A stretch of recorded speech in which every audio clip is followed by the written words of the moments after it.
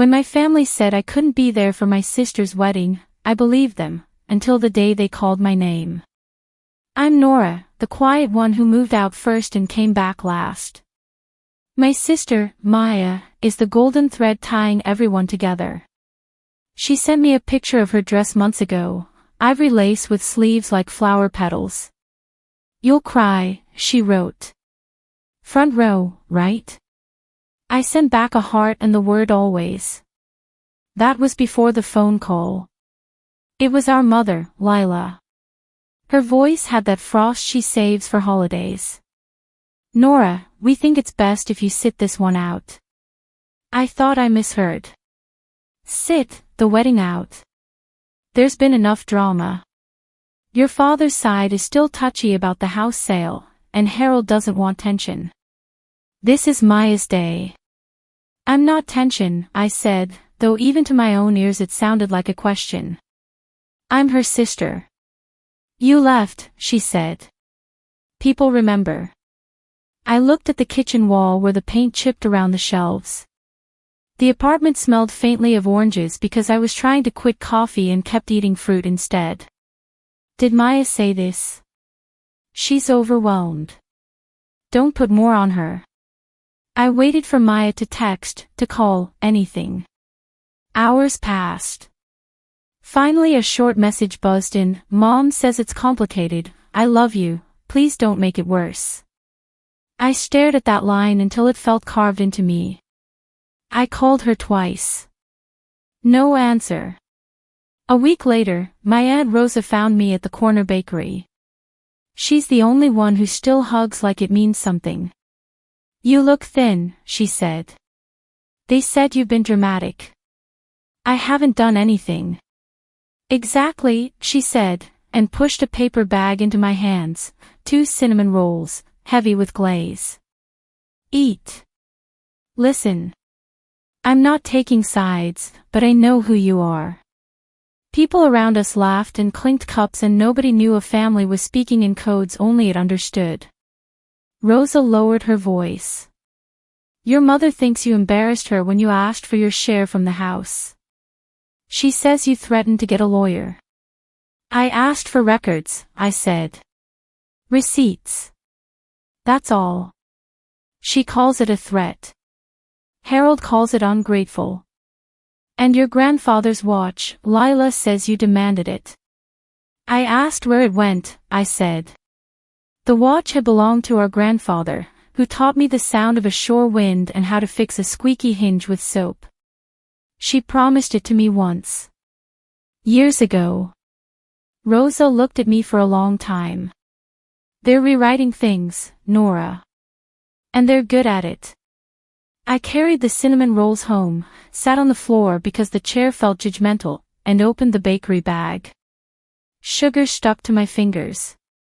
I thought about Maya's dress, the way she crinkled her nose when she laughed, the summers we carved our names into wet sand and waited for the tide to take them.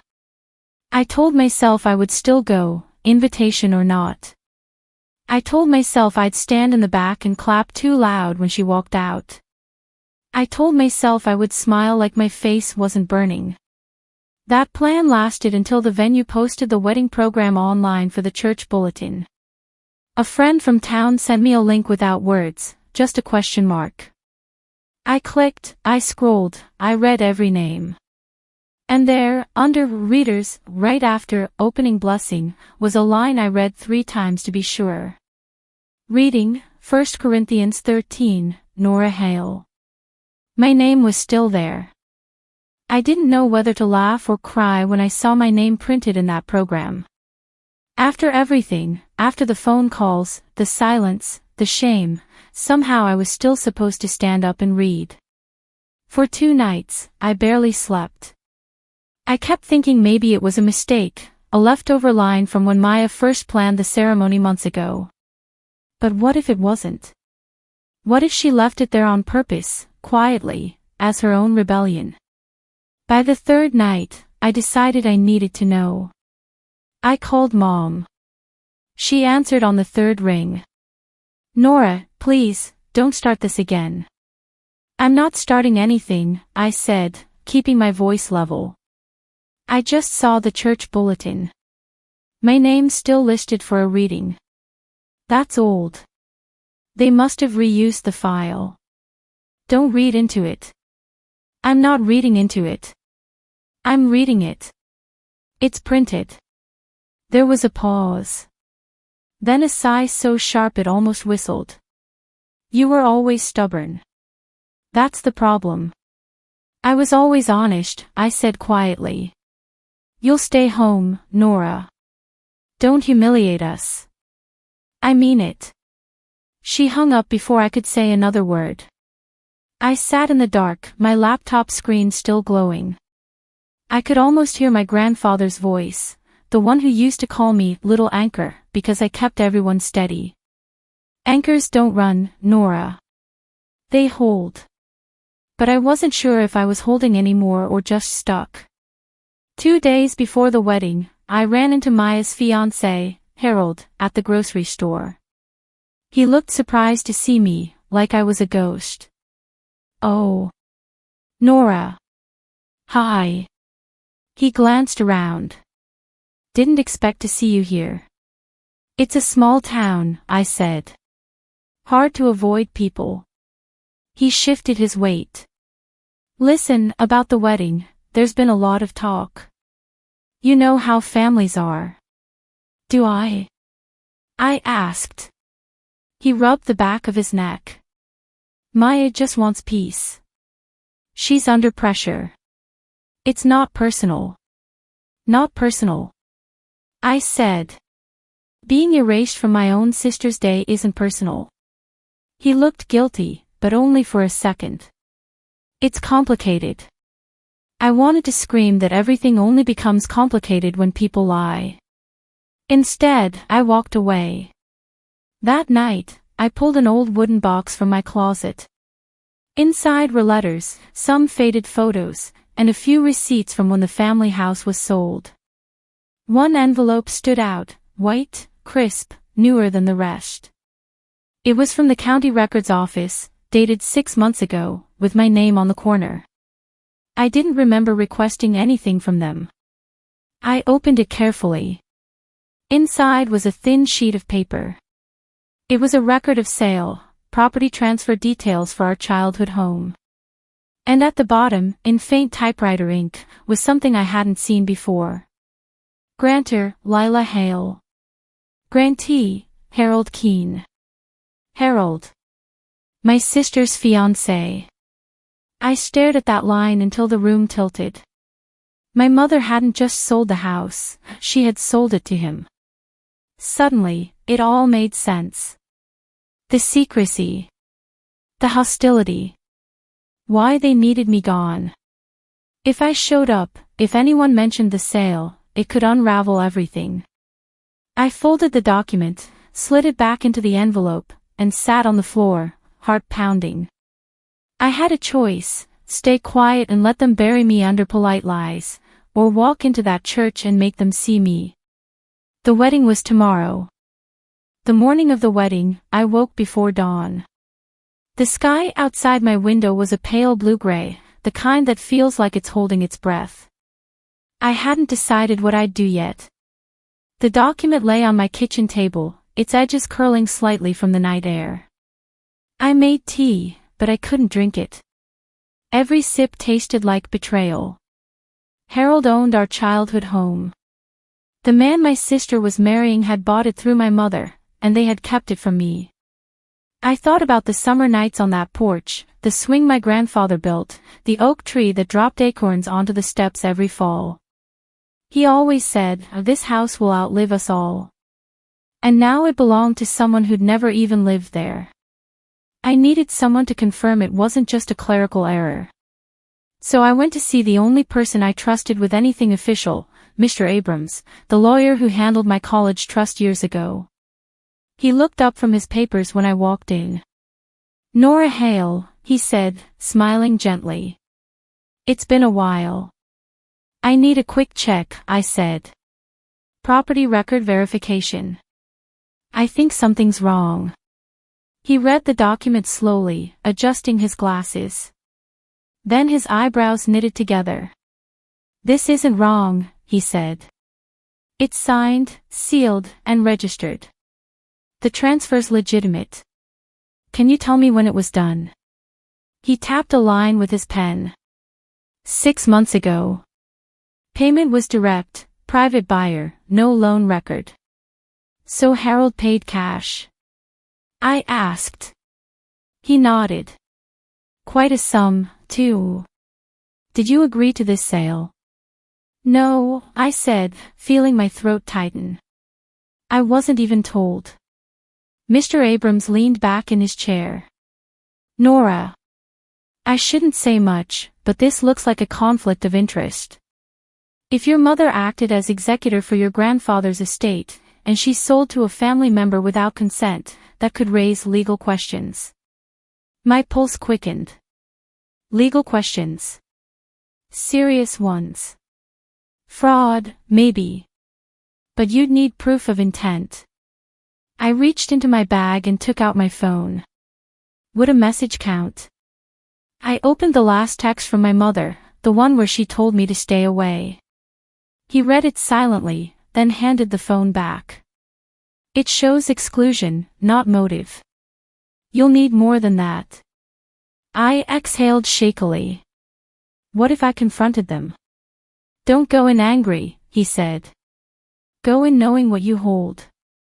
As I stood to leave, he added softly, Nora, sometimes justice doesn't roar, it whispers. I thanked him, folded the document, and slipped it into my clutch. The wedding was at 11. I had less than 2 hours. When I arrived at the church, cars lined the street, shiny and polished like everything inside was perfect. I parked far down the block, my heart thudding against the steering wheel.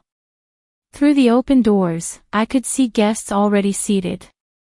White flowers lined the aisle.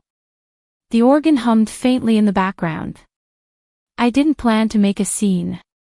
I only wanted them to see me, to remember I existed. The ushers didn't stop me. They didn't even recognize me.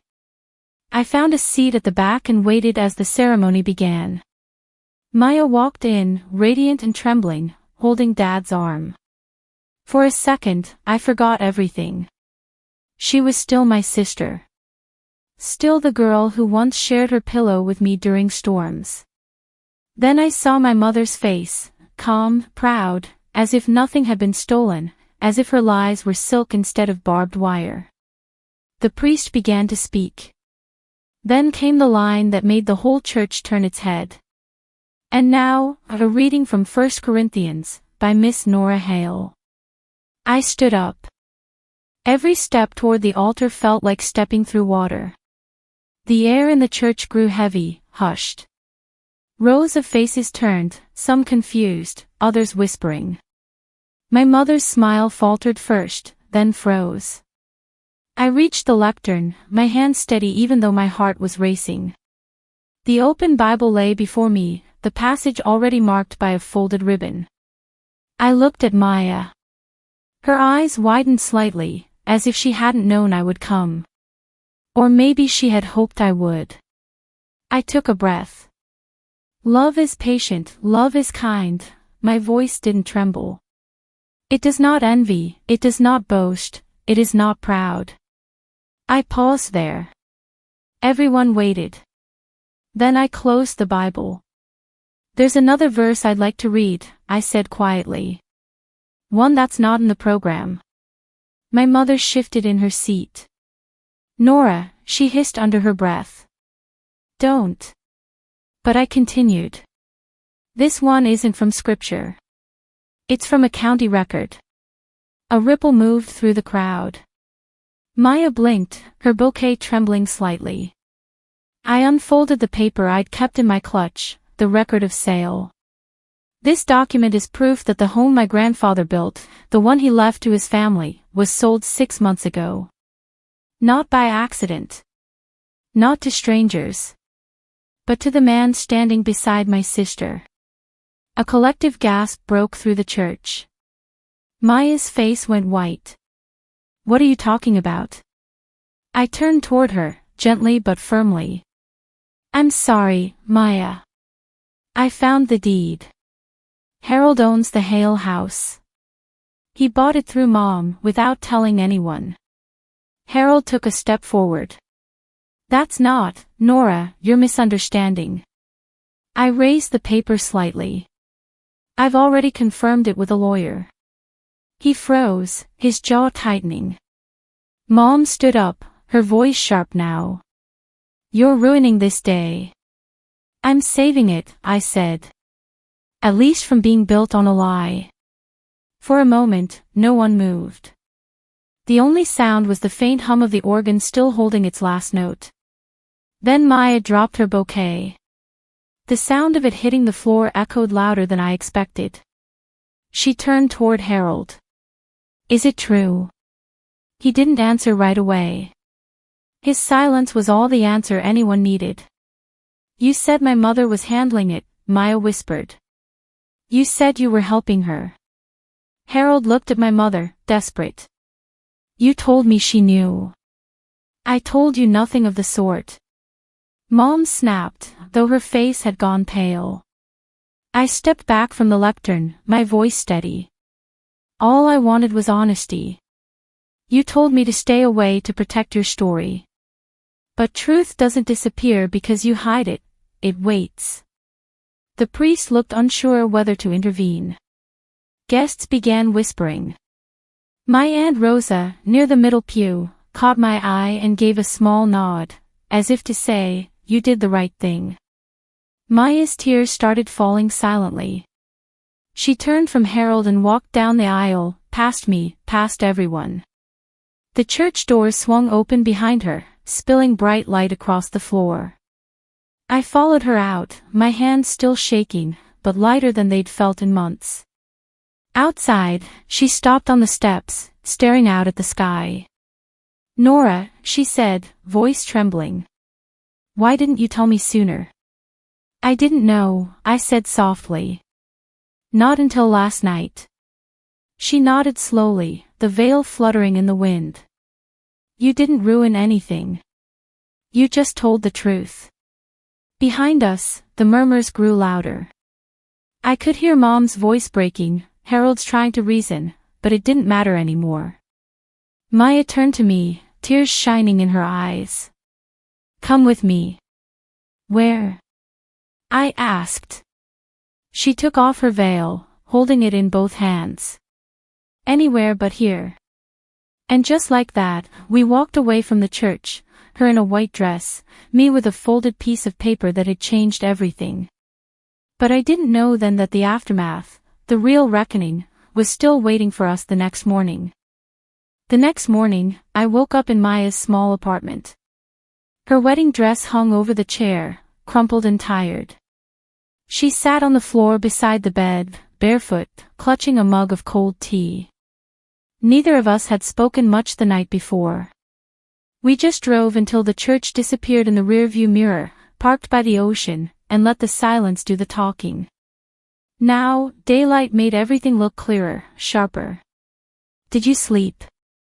I asked. She shook her head. I keep hearing their voices. Mom shouting. Harold trying to explain. She looked up at me. Was it really true, Nora? The house. I handed her the document. It's all there. The signatures. The transfer. Even the date. She traced the paper with her thumb, as if touching it might make it less real. She promised that house would stay in the family. She promised a lot of things, I said quietly. For a long moment, neither of us spoke. The morning sun spilled through the curtains, painting her face gold and tired. I realized then that Maya wasn't just betrayed, she was humiliated. Her marriage had been built on a deal she didn't even know existed. What are you going to do? I asked. She folded the paper slowly. I don't know. But I'm not marrying him. That's done. Then she looked at me with something softer in her eyes, something almost like guilt. I should have believed you when you asked about the house. When you said Mom was hiding things. You were caught in the middle, I said. We both were. She gave a small, sad laugh. Still, you stood up there. In front of everyone. I don't think I'll ever forget that. I smiled faintly. I didn't do it to hurt anyone. I just wanted to stop pretending. Later that afternoon, my phone buzzed. A message from my mother. It was short, *, you embarrassed us all. I hope you're proud, *. For the first time, her words didn't sting. They just felt small. I didn't reply. Instead, I took out an old key, the one to the house that no longer belonged to us. I'd kept it for years, hidden in a drawer, refusing to let it go. I walked down to the pier behind Maya's building, the wind sharp against my face, and looked at the key resting in my palm. It wasn't mine anymore. It wasn't even home. So I threw it into the sea. The sound it made when it hit the water was quiet, almost gentle. But inside me, something shifted, like a door finally closing. When I turned back, Maya was standing there. She didn't say anything, just wrapped her arms around me. For the first time in years, it felt like family meant something again, not lies, not secrets, just two sisters holding on. Weeks later, the truth spread through town. People talked, some sided with Mom, others with us. Harold tried to sell the house, but the sale froze. Turns out, Mr. Abrams had filed a complaint on my behalf, citing irregularities in the original transfer. Maybe justice really did whisper. Maya moved into a small place near the cliffs, started painting again. I helped her hang her first canvas, a stormy sky breaking into light. She called it The Reading. I laughed when I saw the title. That's dramatic. So was the moment, she said. And she wasn't wrong. Sometimes, revenge doesn't look like rage. Sometimes it's just truth, spoken at the right time, in front of the right people. It doesn't destroy, it exposes. And once the light gets in, it's impossible to go back to the dark. As we stood there, the sea wind tugging at our hair, I realized something simple. They tried to erase me from that wedding. But in the end, they were the ones who disappeared from the story. If this story touched you, share your thoughts below. And subscribe for more stories of Revenge Ember.